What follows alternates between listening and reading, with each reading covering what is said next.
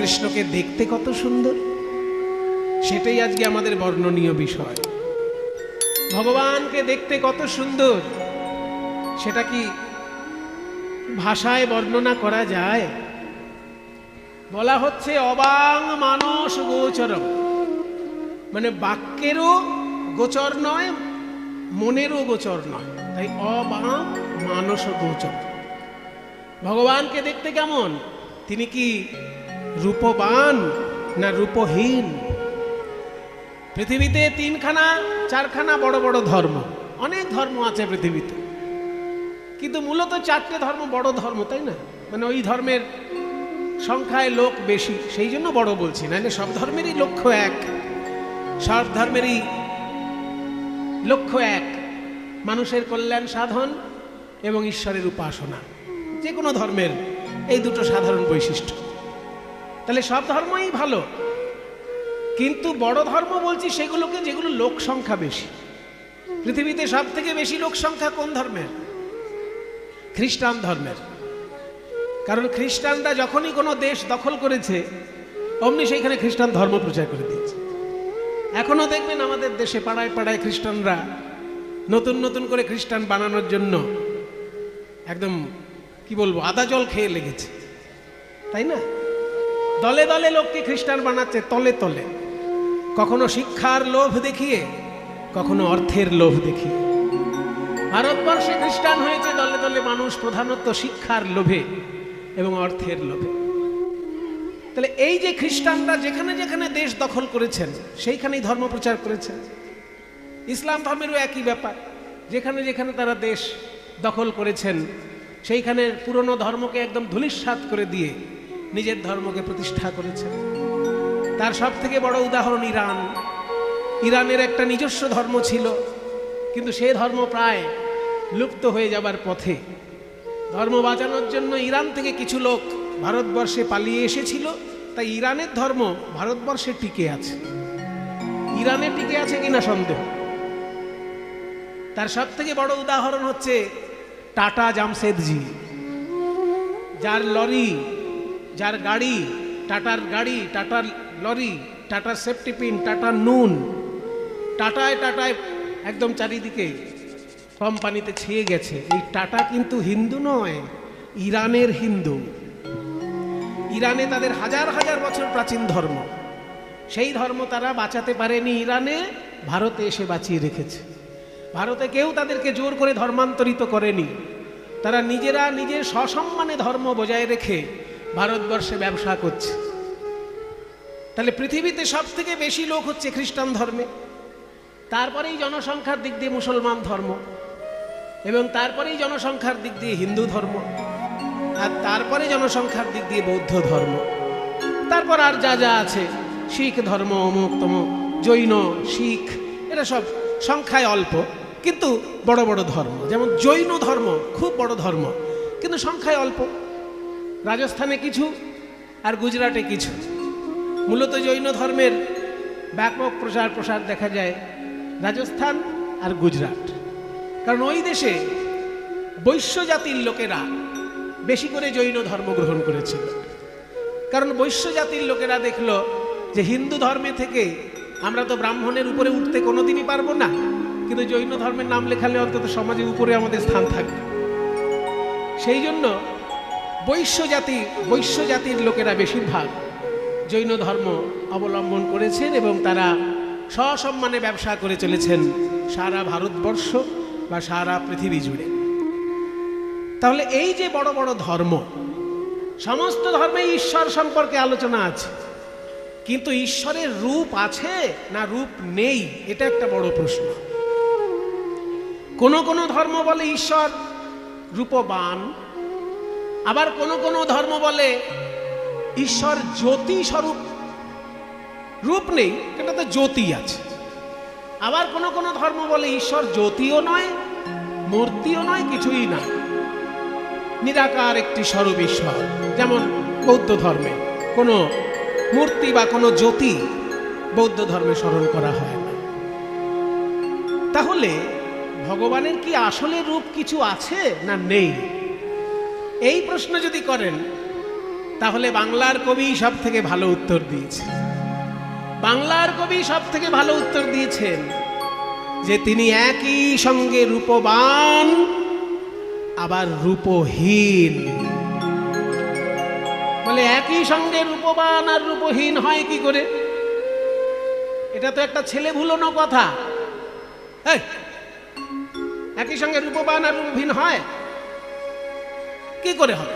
রূপ যে কোনো একটা কথা বলুন, হয় রূপবান না রূপহীন। আপনি বলছেন রূপবান আবার রূপহীন। বলে শোনো, পৃথিবীতে এমন কিছু উদাহরণ আছে যেগুলো একই সঙ্গে রূপবান আবার রূপহীন। ঈশ্বর ঠিক সেই রকম। কোন জিনিসটা রূপবান আর রূপহীন একসঙ্গে? বলে যেমন আকাশ। আকাশের দিকে তাকিয়ে তোমরা কি দেখো? আকাশের কি রং? নীল রং। কিন্তু কোন রকেট, কোন এরোপ্লেন যদি আকাশে যায়, সেটা কি নীল হয়ে ফেরত আসে? তাহলে তুমি এখান থেকে আকাশকে দেখছো নীল, কিন্তু ওই নীলটা যে কোথায় আছে ধরতে গেলে কোনোদিন তাকে ধরতে পারবে না। ঠিক একই কাণ্ড সমুদ্রের ক্ষেত্রে। সমুদ্রের জলের দিকে যখন তাকাবে দেখবে কখনো নীল লাগছে, কখনো সবুজ লাগছে, কিন্তু যখন ওই জলের রংটা ধরতে যাবে কোথাও রং পাবে না। তাহলে সমুদ্র যেমন দেখতে নীল, কিন্তু কেউ যদি সমুদ্রে স্নান করে সে নীল হয়ে ফিরে আসে না। ঠিক তেমনি আকাশ দেখতে নীল, কিন্তু আকাশে গেলে কেউ নীল হয়ে আসে না। কারণ আকাশ সমুদ্র এরা দুজনেই ভগবানের প্রতীক। এদের রূপ আছে আবার রূপ নাই। তুমি অরূপ স্বরূপ সগুণ নির্গুণ দয়াল ভয়াল হরি হে। আমি কি বা বুঝি, আমি কি বা জানি, আমি কেন ভেবে মরি। তুমি অরূপ স্বরূপ সগুণ নির্গুণ দয়াল ভয়াল হরি হে। আমি কি বা বুঝি, আমি কি বা জানি, আমি কেন ভেবে মরি। অরূপ স্বরূপ, অরূপ আবার স্বরূপ।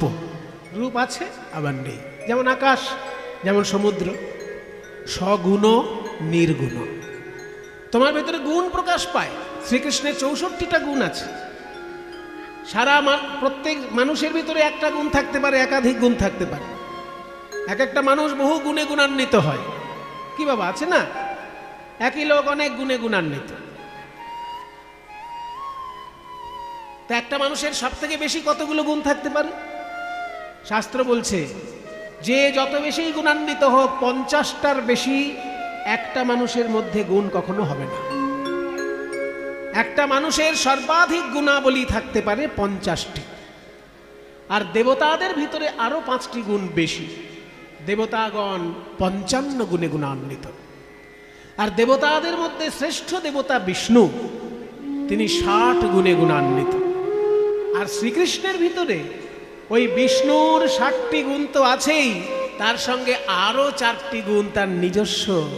বংশী মাধুর্য, লীলা মাধুর্য, রূপমাধুর্য আর গুণমাধুর্য। এই 4টে মাধুর্য তার নিজস্ব। তাই 64 গুণে গুণান্বিত কৃষ্ণ, তাকে বলা হচ্ছে সগুণ। আবার যদি কেউ খুঁজতে যায়, নির্গুণ। দেখা যাবে সত্য রজ তম এই 3 গুণের ঊর্ধ্বে শ্রীকৃষ্ণ ভগবান। ত্রিগুণাতীত, সেই অর্থে নির্গুণ। অরূপ স্বরূপ সগুণ নির্গুণ দয়াল ভয়াল হরি হে। আমি কি বা বুঝি, আমি কি বা জানি, আমি কেন ভেবে মরি। তুমি অরূপ স্বরূপ সগুণ নির্গুণ দয়াল ভয়াল হরি হে। আমি কি বা বুঝি, আমি কি বা জানি, আমি কেন ভেবে মরি। কেমন এসেছি কি রূপে বাজাবো, তা ভাবিয়া কেন জীবন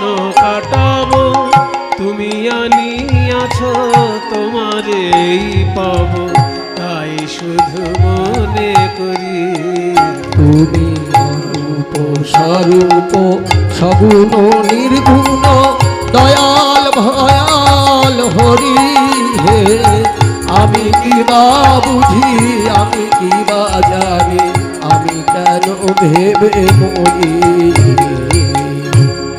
এইবার একটা মজার কথা, ভগবানের রূপ আছে না রূপ নেই, এটার যেমন উত্তর হয়ে গেল যে দুটোই ঠিক, তার রূপ আছে আবার রূপ নেই।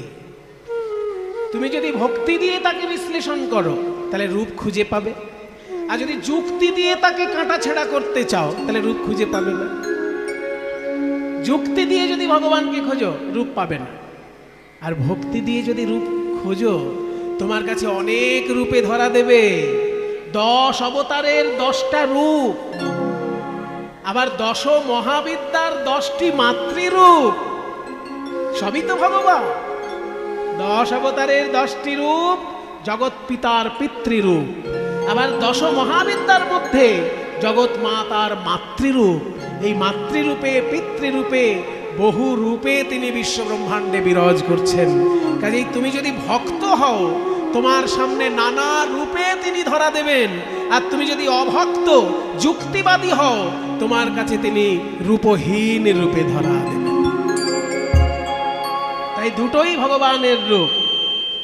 এবার রূপই যখন আমরা ভগবানের আস্বাদন করব তাহলে নানা রূপই আস্বাদন করা ভালো। আকাশের রং যখন দেখব শুধু কি নীল রং দেখব? আকাশে কি শুধু নীল রং থাকে? যখন সূর্য ওঠে তখন আকাশের রং পাল্টায় কিনা? যখন সূর্য ডোবে তখন আকাশের রং পাল্টায় কিনা? যখন আকাশে রামধনু ওঠে তখন আকাশের রং পাল্টায় কিনা? তাহলে আকাশের কি একটা রূপ? আকাশের রামধনুতে দেখা যায় 7 রকমের রূপ। ঠিক তেমনি আমাদের মুনি ঋষিগণ আমাদের ভগবানকে নানা রূপে সাজিয়েছেন এবং সব রূপই সত্য। যুক্তিবাদীর কাছে মিথ্যা হতেই পারে। যেমন একটু আগে বললাম রামধনুর 7টা রং আকাশে দেখতে পাবেন, কিন্তু এরোপ্লেন নিয়ে রামধনুর কাছে যখন যাবেন একটাও রং পাবেন না। ঠিক তেমনি ভাবে যুক্তিবাদী নাস্তিক যদি তুমি হও ভাই, তোমার কাছেও ভগবান ধরা দেবেন, রূপহীন ভাবে ধরা দেবেন। আর তুমি যদি ভক্তি আশ্রয় করে তার কাছে আসো নানা রূপে তোমায় ধরা দেবে। আচ্ছা, এই কোনটায় মায়েরা কথা বলছেন কেন মাঝে মাঝে? অনেকক্ষণ ধরে খেয়াল করছি কিন্তু কিছু বলছি না। আর যাদের নিজেদের বোধ বুদ্ধি নেই তাদেরকে বেশি বলে খালি খালি অসম্মান করাটাও আমার ভালো লাগে না। ও মায়েরা, দেখি মাইকটা একটু ঘুরিয়ে নে।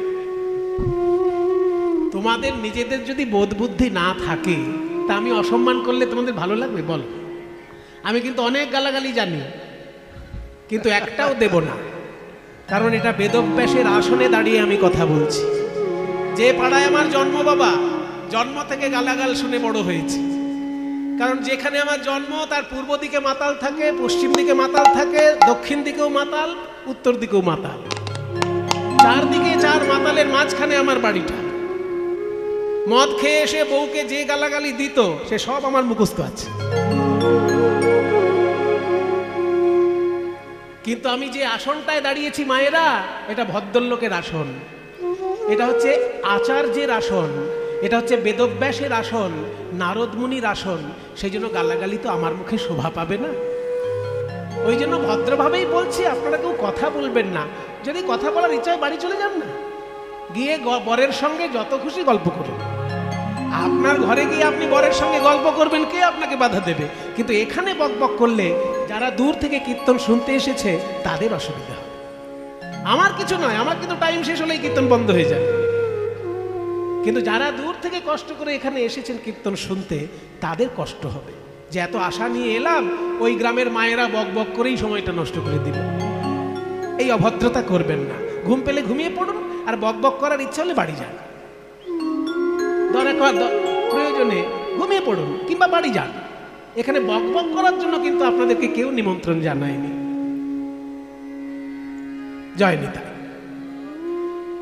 কি রূপে এসেছি কেমনে বাজাবো তা ভাবিয়ে কেন জীবন কাটাবো কি রূপে এসেছি কেমনে বাজাবো তা ভাবিয়া কেন জীবন কাটাবো তুমি আনিয়াছো তোমারেই পাবো তাই শুধু মনে করি অনন্ত স্বরূপ সগুণ নির্গুণ দয়াল ভয়াল হরি হে আমি কি বা বুঝি আমি কি বা জানি আমি কেন ভেবে মরি রাখি জটিল ন্যায়ের বারতা বিচারে বিচারে বাড়ে অসারতা আমি জানি তুমি আমারই দেবতা তাই শুধু তাই বলে ডাকি প্রাণ যাহা চায় ডাকিতে ডাকিতে জীবন জুড়ায় তাই বলে ডাকি প্রাণ যাহা চাই ডাকিতে ডাকিতে জীবন জুড়াই এইটা আর একটা মজার ব্যাপার সনাতন ধর্মে ভগবান এক কিন্তু তার নানা রূপ তার নানা নাম অন্যান্য ধর্মের লোকেরা ভাবে যে ভগবান যদি একটাই হবে তার নামও একটা হওয়া উচিত কিন্তু আমাদের মুনি ঋষিগণ বুদ্ধিমান আমাদের মুনি ঋষিগণ রসজ্ঞ সেই জন্য ভগবানের নানা রূপে নানা নামে পূজা করেছেন একটা নাম কেন হবে একটা রূপ কেন হবে ভগবানের একটা রূপ কেন হবে বলুন তো আপনি একটা রূপে থাকেন আপনি যখন বাথরুমে যাচ্ছেন তখন আপনার রূপ আর আপনি যখন অফিসে যাচ্ছেন তখন আপনার রূপ দুটো রূপ এক যখন বাথরুমে যাচ্ছেন তখন কি আছে একটা গামছা পরা আছে একটা গামছা কাঁধে আছে মাথা উস্কো খুস্কো হয় তেল মাখা আছে কিংবা তেল নেই কিন্তু যখন অফিসে যাচ্ছেন কোট পরেছেন প্যান্ট পরেছেন বুট পরেছেন টাই পরেছেন সুন্দর করে চুল আঁচড়ানো কাজে দুটোই তো আপনারই রূপ আপনি যখন বেডরুমে আপনি যখন বাথরুমে আপনি যখন ঠাকুর ঘরে আপনি যখন অফিসে চারটে জায়গার আপনার চারটে রূপ একটা রূপ কখনো সম্ভব ঠিক তেমনি ভগবান যখন সৃষ্টিকর্তা তিনি ব্রহ্মা যখন পালনকর্তা তখন বিষ্ণু যখন ধ্বংসকর্তা শিব একই রূপ ভগবানের নানা কাজের জন্য নানান রূপ সেই জন্য আমি কখনো মা কালী বলেও আনন্দ পাবো আমি কখনো শ্যাম সুন্দর বলেও আনন্দ পাবো আমি কখনো জয় শ্রীরাম বলে আনন্দ পাবো আবার আমি কখনো হর হর মহাদেব বলেও আনন্দ পাবো একই ভগবানের নানা রূপ নানা নাম সব নামেই আমার আনন্দ সব রূপেই আনন্দ আনন্দ তাই বলে ডাকি প্রাণ যাহা চায় ডাকিতে ডাকিতে জীবন জুড়ায় তাই বলে ডাকি প্রাণ যাহা চাই ডাকিতে ডাকিতে জীবন জুড়াই যখন যে রূপে প্রাণ ভরে রয় তাই দেখি প্রাণ ভরিয়ে অরূপ স্বরূপ সগুণ নির্গুণ দয়াল ভয়াল হরি হে আমি কি বা বুঝি আমি কি বা জানি আমি কেন ভেবে মরি মধুময় শ্রীধাম বৃন্দাবনে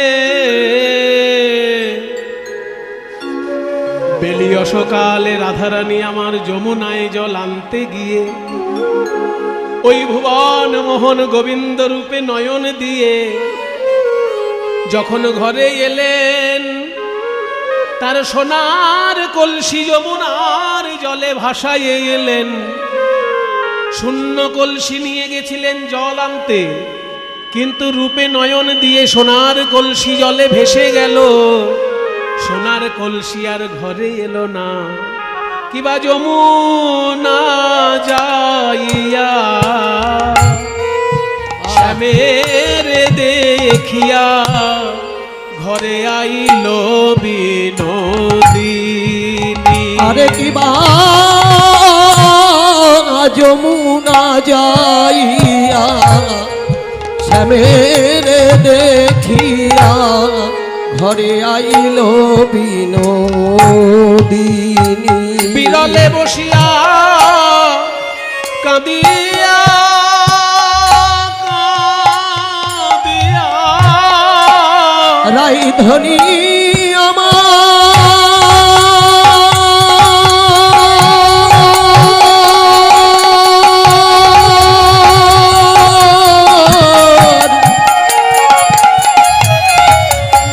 রাইধনী আমার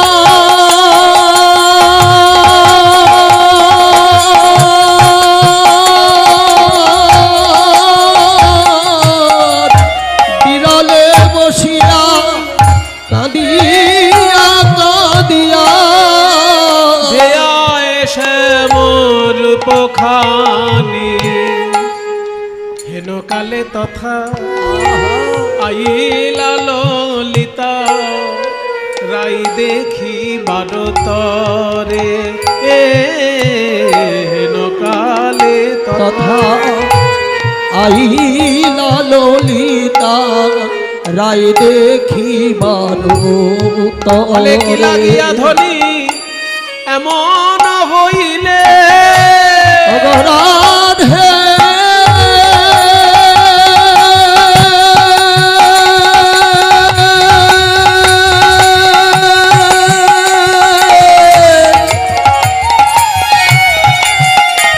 বল বল তোর কি বা হলো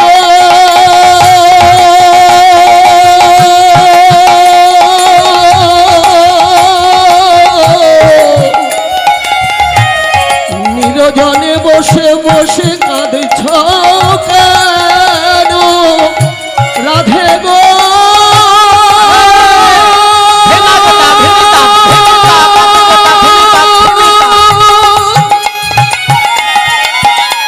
ওগো রাধে প্রেমময়ী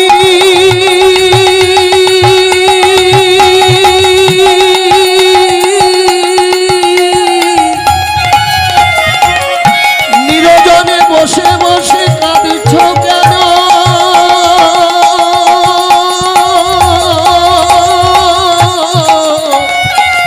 ওগো প্রেমময়ী রাধে রাধে গো